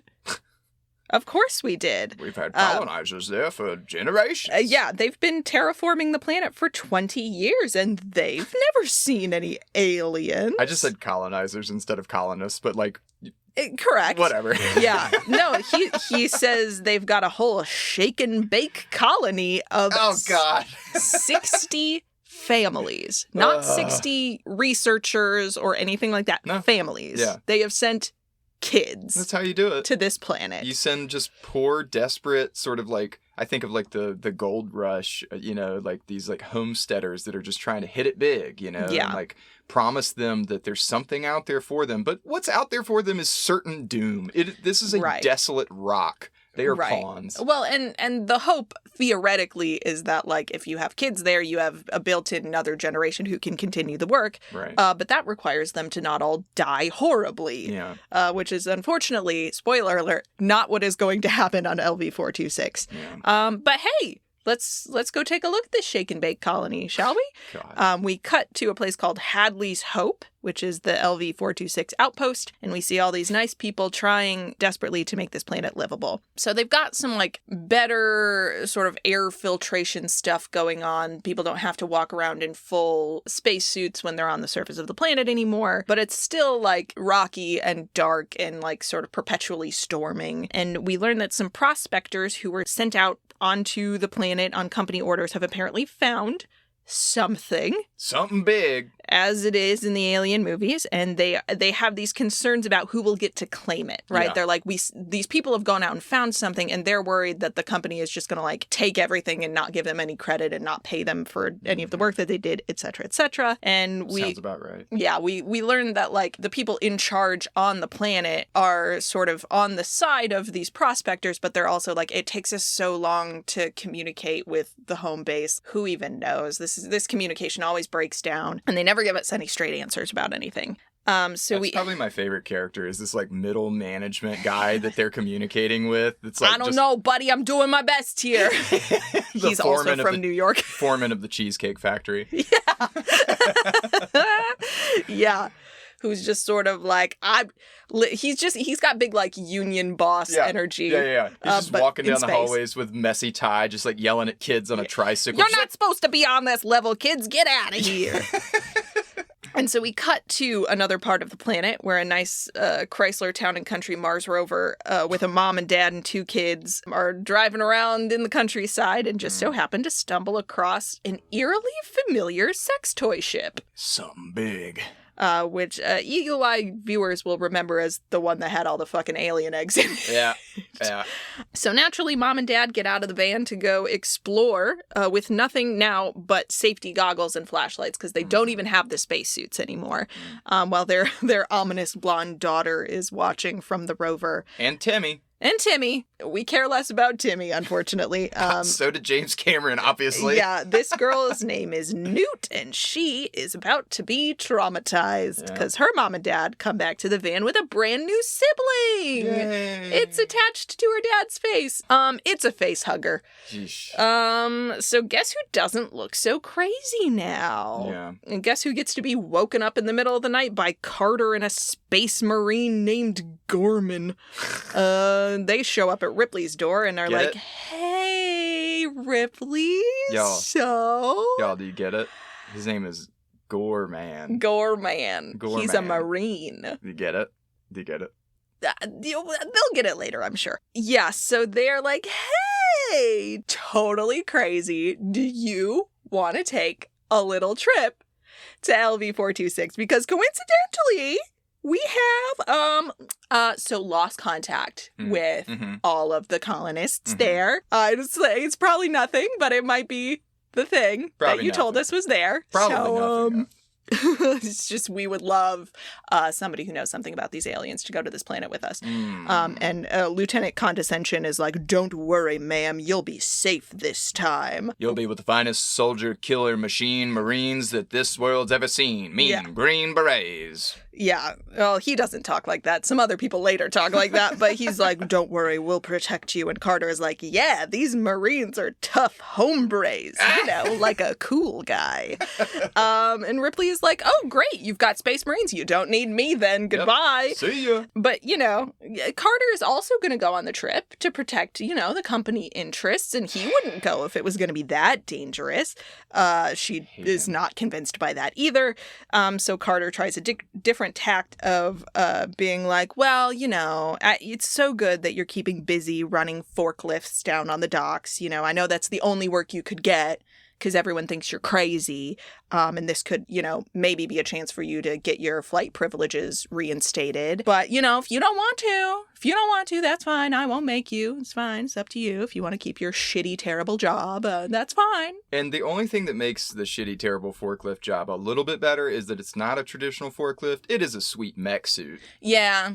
She's just like walking around in a romper stomper lifting up heavy crates, and that's pretty cool. Yeah, Ripley's forklift certification will become important later. But she is still like, no. But is that the literary device known as foreshadowing? Yeah, it is. Teach that in your English classes. But she's still having nightmares is the problem. And she kind of figures that until she goes and faces down with the aliens once and for all, those nightmares are not going to go away. So she calls Carter and is like, I'll go with you on one condition. We have to go and kill the aliens. Are we going to go and kill the aliens? And Carter is like, yes, absolutely. We are going to wipe them out. So she's like, okay, I'll go. So we are back in space with the pods again, back on a different ship. And this crew is not the same as the previous crew. And we learn that right away when the first person to sit up is Apone, and he's already smoking a cigar. Yep. Or chewing on a cigar, I guess. Not smoking it yet. And then the guy next to him sits up, already complaining that he doesn't get paid enough. Yep. Which is like, great, fantastic. And this one also, we've got more women this time. There's more people in general, but we get some more ladies. We get introduced to them right away. One of the lady Marines sits up and just starts doing pull-ups before she has even put clothes on. Yeah. Oh, Vasquez. So they are sitting down at breakfast together, and they're kind of going over what the mission is, and Apone informs them that they're going to this planet because there's a lot of lady colonist virginity that they need to go and take. Oh, boy. And someone else at the table jokes about, and I quote, Arcturian poontang, which apparently is something that they encountered on a previous mission. So again, these guys are very cool. Also, that's an important clue that they've seen non-human life before. They've seen Arcturians, and then later they reference a bug hunt. Like there are other sort of like aliens that they've been sent to kill. Yeah. And that's unsettling. That's kind of what this team does, is they go into planets where colonists have encountered the people and or creatures living on that planet. We might call them indigenous life forms. Yeah, who don't take well to there being colonists there, and this crew goes in and just kills them. Typically, that is what they do. And they also have, as the last crew did, an android on board. This one's not a secret, though. They introduce him pretty quickly. He can do a cool knife trick. You know, the thing where you put your hand on a table and you, like, stab the knife in between all your fingers? It's called 5-finger fillet. Oh, okay. Well, he does that, but to one of the other guy's hands, like one of the humans' hands. And everyone else is like, ha, ha, ha. Except for Ripley. Ripley is not happy to see him. His name is Bishop. Given what happened with the last android she interacted with, she's like, no, thank you, motherfucker. I'm not getting another magazine shoved down my throat. And everyone's like, she's so bigoted against androids. But Carter is like, no, guys, be nice to her. On her last mission, quote, the android malfunctioned and, quote, a few deaths were involved. Oh, my God. Which, man, that man should work for the New York Times. That is a chef's kiss passive voice there, Carter. Excellent company company line there. Yeah, the IDF should hire you. Anyway, Bishop assures Ripley that his behavior inhibitors will not allow him to harm her, but that's also probably what the last guy would have said if she had known to ask him, so she is not particularly comforted by that. But anyway, it's too late to turn back now. They're already there, and Gorman lets Ripley kind of brief the Marines about what a xenomorph is, which is, I don't know that we even heard the word xenomorph in the first movie, but that is what they call these aliens. Which is another clue that the company knows more that they're letting on. Yeah, they have a name already. Yeah, like... these Marines could not care less about anything that Ripley has to say. Vasquez is like, I just need to know where to point my gun. Yeah. And all the boys do a racism to her. Yeah. Which is cool. Yeah. Yeah. It's just... Again, it's like the smoking thing where it's like in the 80s, you couldn't imagine a world where there would be like a Latina character and you would not make an illegal alien joke when it's like these people haven't lived on Earth in like 1,000 years or something. And what do you mean? There's no Mexican border anymore. What are you talking about? Yeah, there's like none of the former countries exist. It's the like Wyland-Yutani corporate statehood or something. It's like it's like 4 or 5 different nations, a conglomerate under some like capitalist organization. There's no border crossing. Like, you're just a dollar or no cents. Yeah. So anyway. These are all no cents. Very cool, James Cameron. What an imagination that man has. Anyway, and everyone also kind of disrespects Lieutenant Gorman because he is not a man of the people. They're all kind of grunts, and he is like an office boy who's come to lead this mission, and they don't trust him. This is really important in establishing character here, because you have the actual grunts that are enlisted, frontline, we're going to kill aliens. Then you have Sergeant Apone, who is their ranking, still enlisted, right? So he outranks everyone, but is like still in the trenches with them, like leading them into battle.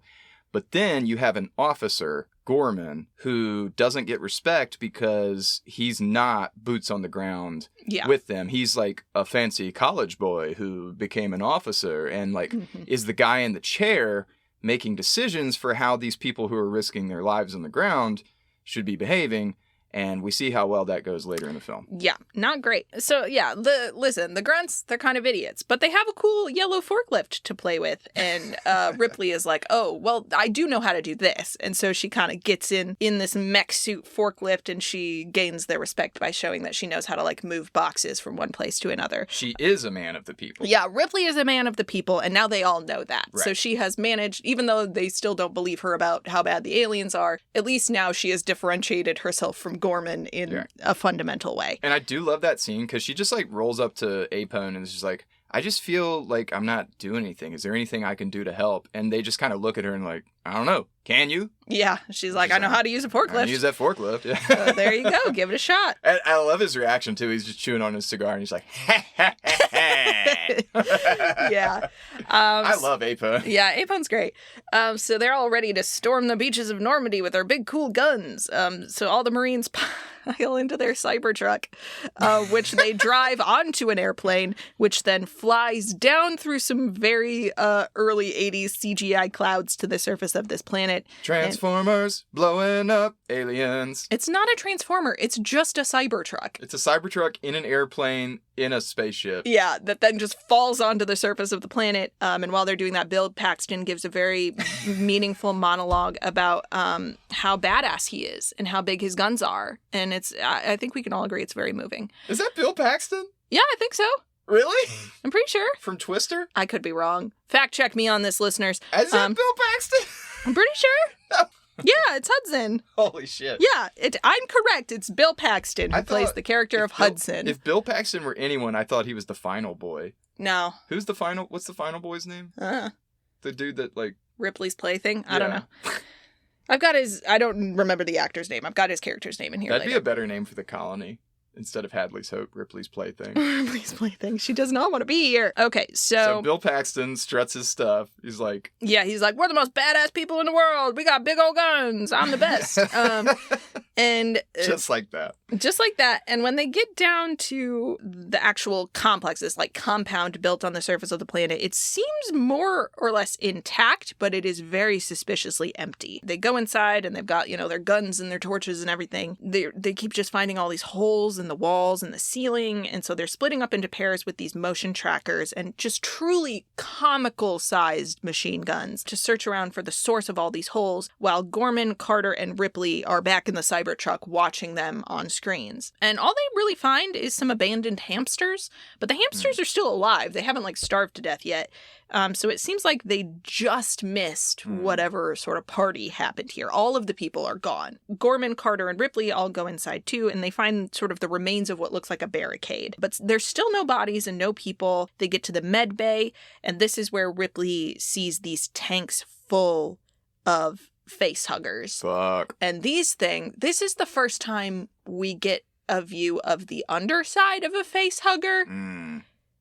And it's bad. It's awful. It looks bad. But it looks like the colonists sort of ripped them off of people's faces and were trying to study them. But whatever project they were working on, it didn't go well. Now they get sort of distracted by that, by some movement in the vents. And the Marines all go in guns blazing. But it's not an alien. What's in the vents? Is it a kitty? Is No. it Jonesy? No. Jonesy is back on the space station. He wasn't allowed to come. I actually don't remember, but I assume this is where we meet Newt. It's Newt!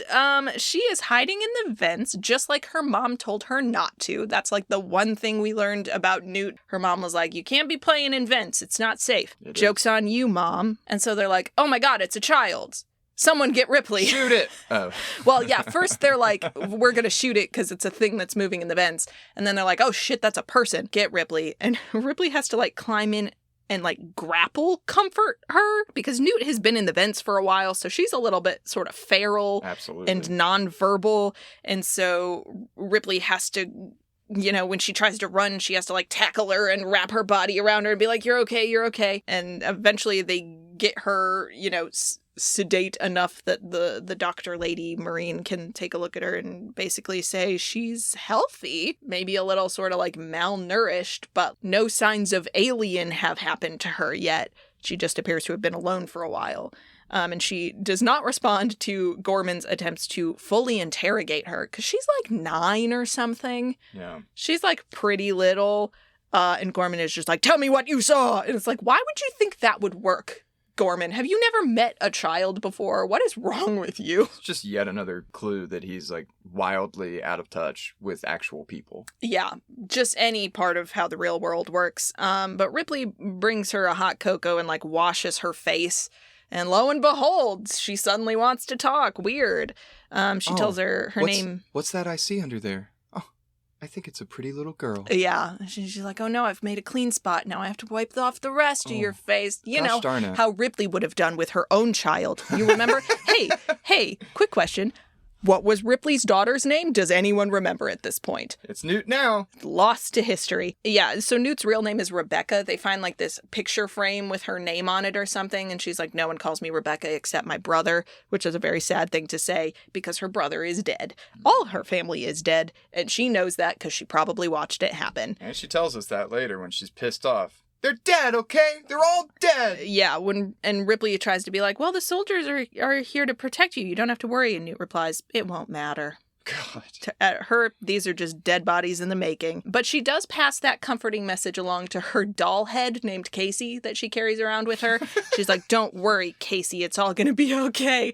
Which bums me out so hard. It's like, you have already learned how to like lie to other people about things being okay. Yeah. That sucks. But what we have learned in this scene is that Newt has an understanding of the situation that all of the Marines have rejected. She understands the stakes of the situation. Ripley understands the stakes. And so they're kind of the only ones on team let's not fuck around with aliens. Yeah.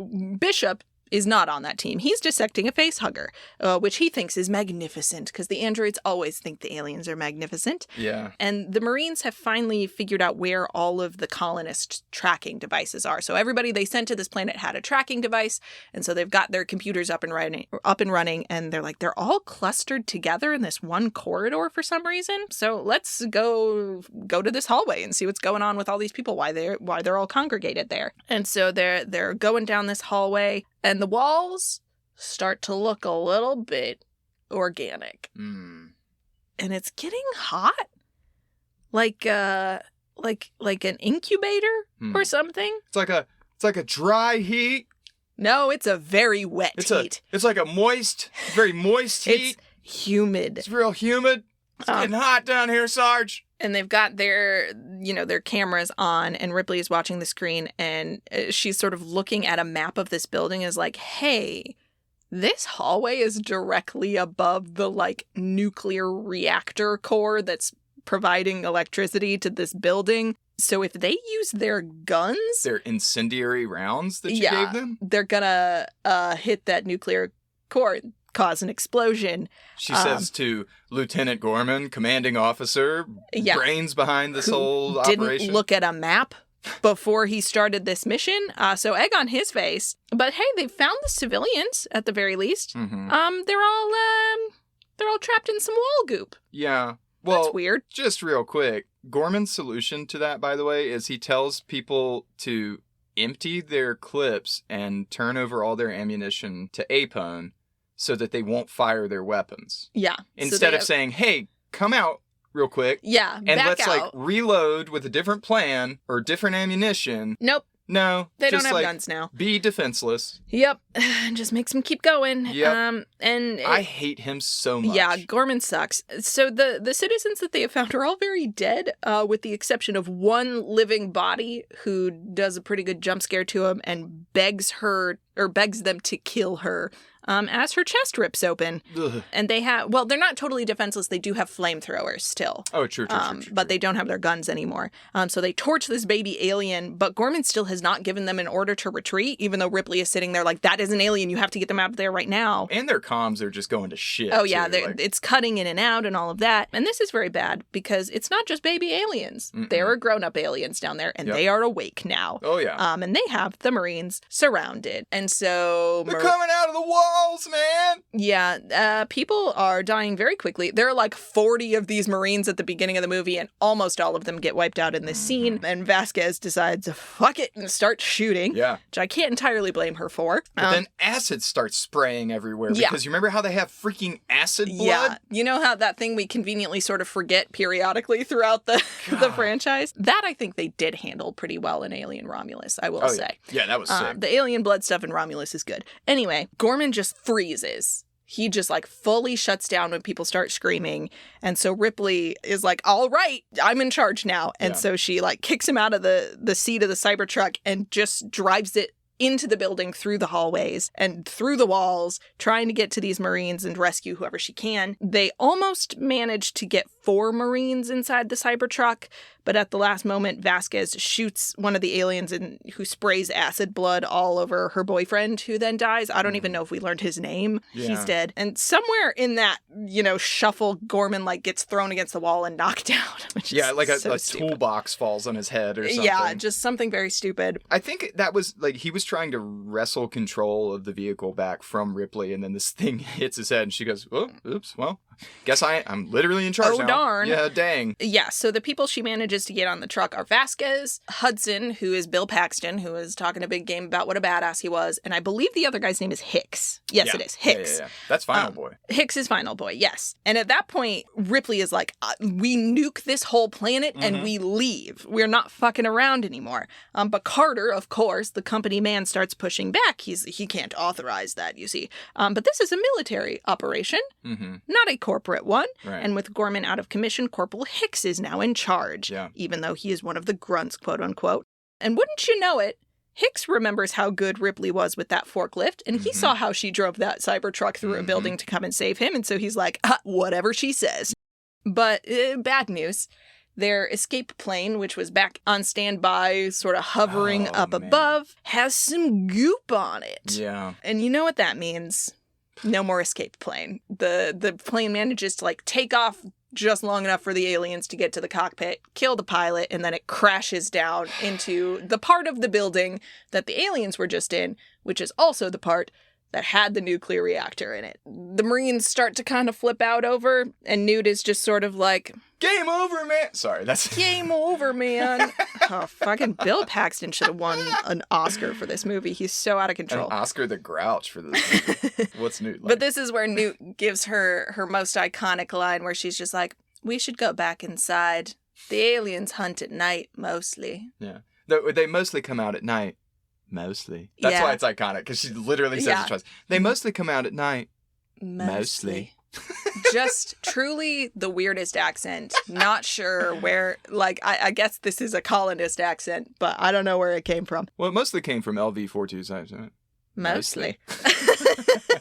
But Newt is now the resident expert. She is the person with the most experience, and she has the best understanding of the terrain. But Ripley is kind of back in her element too. She is like, we're going to set up a sort of headquarters. I want to see blueprints. I want weapon inventories, and I would like to form a plan. We're going to put some turrets in some sealed tunnels in every direction, so if the aliens try to approach us, they will get shot by the guns. And Hicks gives Ripley this watch tracker thing. Don't worry, it's not like we're engaged or anything. Hicks has come around on Ripley very quickly. And who can blame him? She's great. He's got a competence kink. He sure does. Don't we all? Boy, is it lucky for him that he does. But Ripley now has this tracker, which she then just immediately gives to Newt. So Newt is like trying to sleep in this med bay situation, and Ripley is sort of tucking her in, basically, and giving her this tracker for luck. And they sort of bond over the fact that they both have nightmares and they both believe in monsters, and no one listened to them until it was too late. So Ripley goes to talk to Bishop about alien reproduction, because there are all these aliens here, but who is laying the eggs? This is where Hudson does his one and only useful thing this whole movie. Again, that's Bill Paxton, ultimate badass. Game over, man. He proposes a sort of queen bee theory, where there is one big bad mama alien.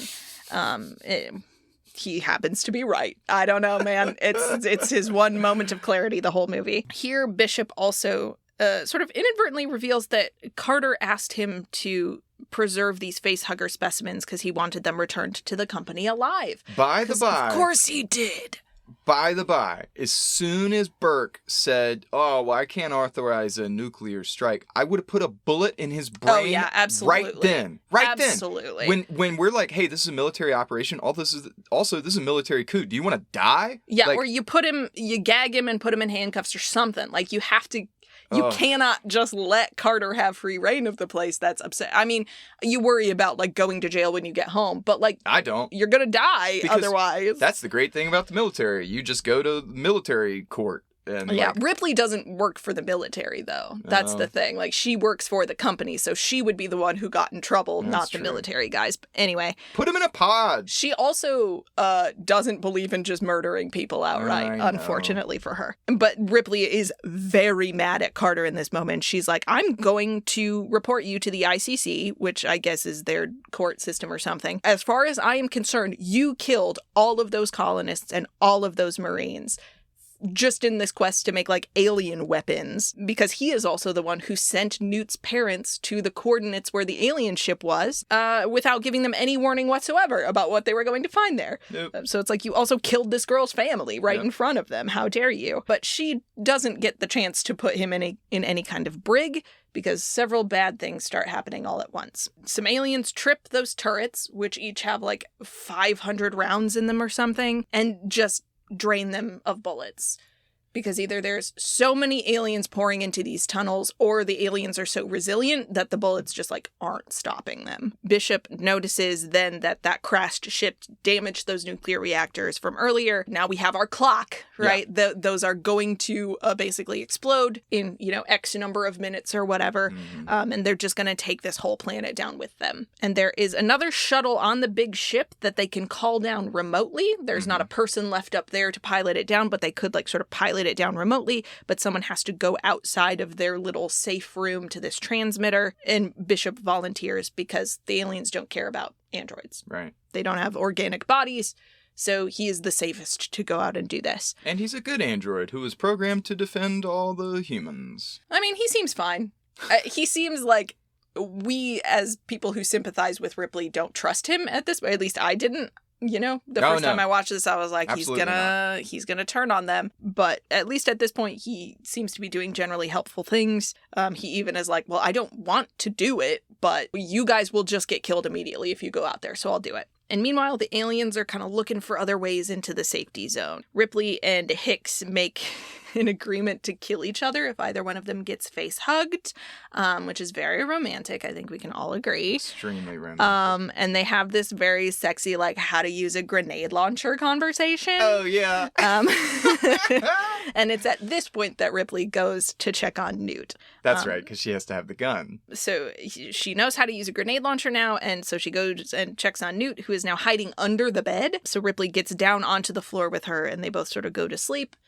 But not for long, because Ripley wakes up and realizes something is amiss in the med bay. There's some, like, equipment that has fallen over, is making noise. It's, like, now on the floor. And so she's looking around like, oh no, and it's a flying face hugger. These things move in the worst way. Yeah. They scuttle. They can fly. They skitter. It's really bad. You know what they don't do? They don't trundle. Nope. They're very fast.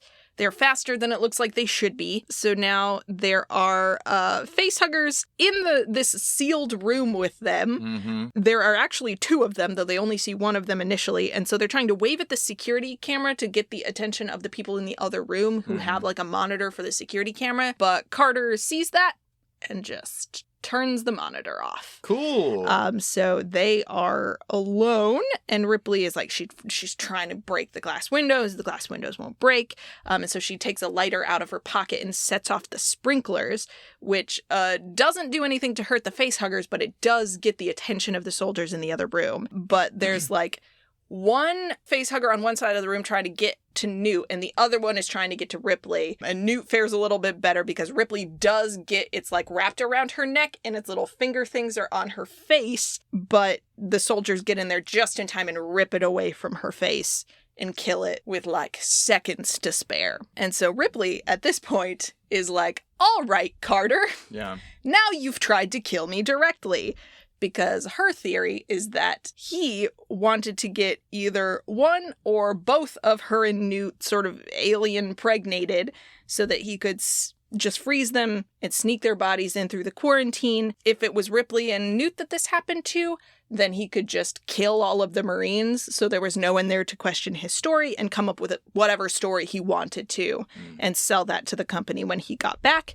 And by kill all of the Marines, we just mean unplug them from cryosleep in the weaseliest way possible. Sure, like, yeah. You know what I mean? Yeah. And like jet them out in the space. Like, yeah, just get rid of the evidence. Whatever shady, slimy thing he can think to do. Yeah. And again, Ripley is like, we can't kill him because the Marines are like, okay, fuck this guy, let's kill him. I agree. Yeah, which they probably should have done long before now. But Ripley is like, no, he has to face justice. We can't just kill people or we're no better than he is. We're no better than the aliens. But then the aliens cut the power and that'll just have to wait. Because these aliens are much smarter than their predecessor from the previous movie. They have figured out how to get into both the ceiling and the floor, which is very bad news for our heroes because now they are just converging on this room from both directions. I'm doing the hand motions at Spencer as if he didn't also watch the movie with me and needs a visual aid. I'll give you an audio version. They're right on top of us, man! Where are they coming from? Hudson has big, like, Shaggy from Scooby-Doo energy. Zoinks! This is bad news, and Carter, who is, above all, a coward, just sprints out of this room that the aliens are converging on and locks the rest of them in. Piece of garbage. And so, like, one of these aliens comes up out of the floor and pulls Hudson down. Hudson is down. He is gone. But then, as Carter is trying to, like, escape through this other room, which for some reason he doesn't think the aliens can also get into, an alien finds him, and he just gets, like, eaten or something. Gives him the old Pez dispenser mouth, just like, I think. Yeah. Good. Good. So Carter is gone. God, I hate that guy. Yeah, he sucks. But he's gone now, so it's fine. And Newt, who is an expert in the layout of this building, leads the rest of them into the vents. So the people who are with them at this point, we have Hicks, we have Vasquez, we have Gorman, who, like, woke up at some point. I don't even remember when. He's so inconsequential. And then we have Ripley and Newt. So, like, Newt is kind of leading the way. Ripley's right behind her. Hicks is right behind her. Gorman is right behind him. And Vasquez is bringing up the rear. And as they're kind of climbing through these vents, Vasquez gets this alien blood spat on her.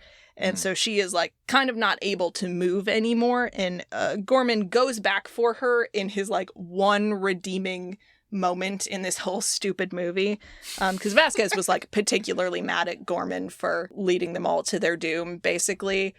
So he goes back to her at that last moment, and they're shooting the aliens as best they can, but they run out of bullets, and so he pulls off a grenade and explodes it so that they can kind of buy the other ones some time and die as heroes, basically.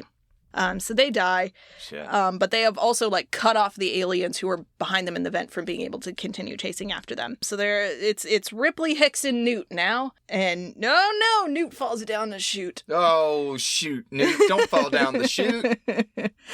And she's, like, in this puddle of water, and they're trying to, like, cut through the floor to get to her. Oh, you gotta scoot, Newt. Get out of that chute.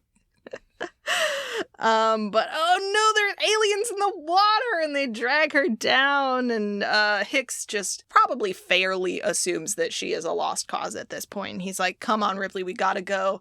Bishop has managed to get the rescue ship down there, and they're like, we have to get on the ship now. There is no time. They took Newt as loot. We gotta hit the boot. Just the worst Dr. Seuss book of all time. Yeah. So Hicks drags Ripley onto this elevator where he also gets sprayed with acid by an alien. Oh no. He is not dead yet. He probably looks like he will be soon. But Ripley is like, all right, she drags him onto the ship.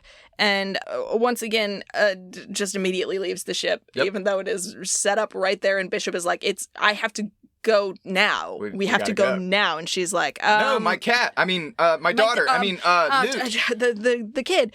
She's like, the aliens don't kill people right away. They put them in the goop first. And she grabs her grenades and her flamethrower, and she's like, goodbye, Hicks. Sorry, his name is Dwayne.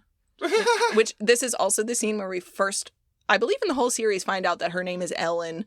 Which is, his name is Dwayne, her name is Ellen. It's very sweet. She's like, goodbye. I hope you don't die. And she goes back in to search for Newt, who has unfortunately lost the tracker. But she is luckily cocooned nearby and screaming, which is also a pretty efficient child tracking system. She's got a real good scream. Real scream queen action from Newt in this scene. So Ripley claws her out of the goo and throws her over her shoulder, and she's like, we gotta get back to the shuttle on the double. Quick, we'll take a shortcut through this, it's an egg sanctuary. Oh no, now we can't get back to the shuttle on the double. We're in trouble. Oh no. And God, this scene is gross. Yeah. There's just a giant egg tube. Yeah. That's just depositing eggs on the ground. And you hear a lot of scorping. Oh God, it's so gross. Ugh, and there's this big mama alien hooked up to the tube, I guess just pumping out eggs. Just doing what mamas do. And she does not look happy. No. That some people have come into her egg sanctuary. Why are you here? Why do you have a flamethrower? What are you doing?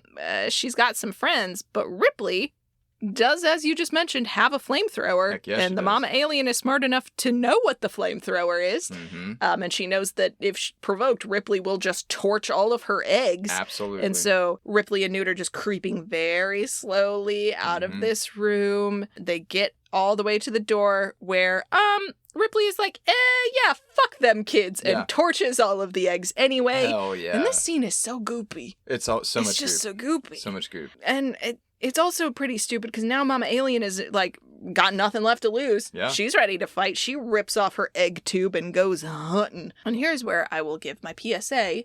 Do not rely on an elevator in an emergency. Absolutely not. Aliens know how to use elevators. Oh, okay. And also they shut down when a whole building is on fire, which this one is. Yeah, I was going to say just take the stairs. But conveniently, there are ladders that this alien can't climb. Yeah, other ones will be able to. Not this one, though. So Ripley and Newt have to, climb back up to this landing pad where the ship was, but the ship is gone. Damn you, Bishop! And Bishop just took that ship and ran. What a bastard. Just like an android. The building is collapsing around them, and Mama Alien steps off the elevator, looking very fashionable. And this looks like it is the end of the line for our girls. There's blue lightning everywhere. Everything's shaking. Yeah. Everything's on fire. It's that James Cameron money, baby. The Titanic is going down. But who should arrive in the nick of time? Why, it's Bishop and the ship, of course. Because he didn't actually leave them. It's just that the building was collapsing around his ship, and so he pulled it away so it would not get crushed. This is all a particular kind of screenplay irony for us, the viewers, and I guess Ripley, too, where it's just we've seen androids do this before. Oh, wait, surprise, he's back. He's just using common sense. Okay. So Ripley and Newt jump on, they clamber onto the ship, they get off the planet with seconds to spare before the whole thing explodes. Whew. Oh, thank God. What a relief. Totally safe. End of film. Roll credits. Oh, beans. Why are there still 15 minutes of runtime in this movie? Gosh darn it. But no, that's fine. They reconnect with Bishop, who apologizes for scaring them. He was like, no, the building was getting unstable, so we had to get the ship out so it didn't get crushed, blah, blah, blah. Ripley starts to reconsider her bias against androids, which is very big of her. You know, she still has some things to learn. She's not a perfect person. No. And as they have this beautiful moment, Bishop is ripped in half by the mama alien. Because mama alien hitched a ride. Milk everywhere. Milk everywhere. Ugh. Gross. And all those weird balls these androids have inside them. They do have a bunch of little orbs. Yeah, it's so weird. We talked about them last time, but it's weird. Tendrilled orbs. Remember how Ripley is good with forklifts? Mm-hmm.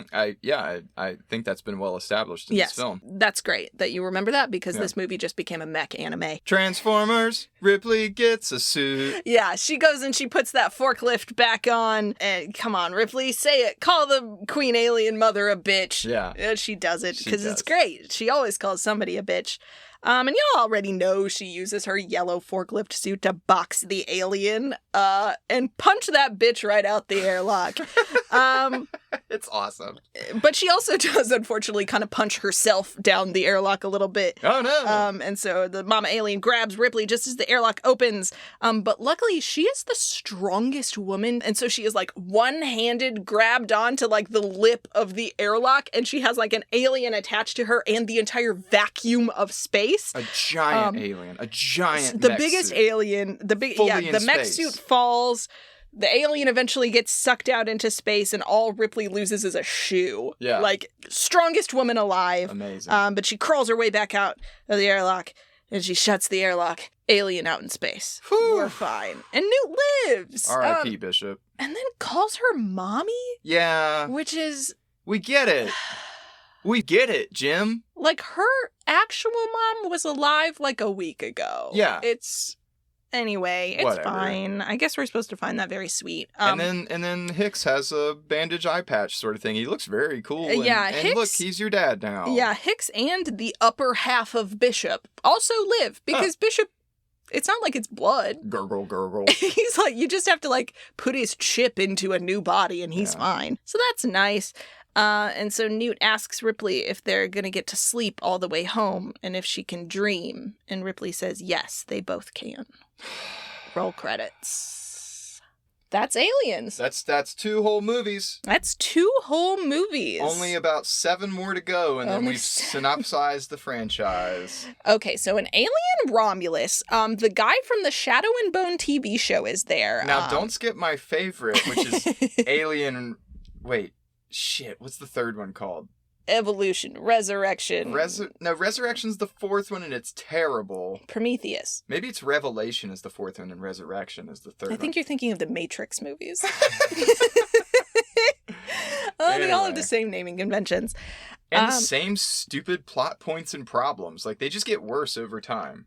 Some small parts get better, but, like... I thought the alien fetus monster was good. Don't even talk to me about Baby Voldemort. Okay, well, that is what we have got for you today. As you can probably tell, we have lots of thoughts and feelings about these movies, for better or worse. And so I am very excited to kind of get into the meat of these movies and into the chitin, into the real husk of them. Into the mouth, inside of the mouth, inside of the mouth of this movie. Let's just get in that goo. Yeah. So next time we'll get into the goo. Don't worry. Yeah. There's so much goo to come, guys. And to that we tell you. Goodbye and good luck.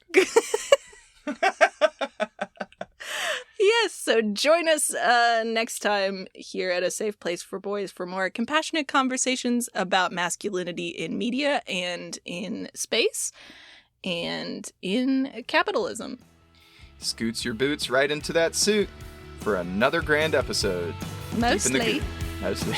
All right, we'll see you next time.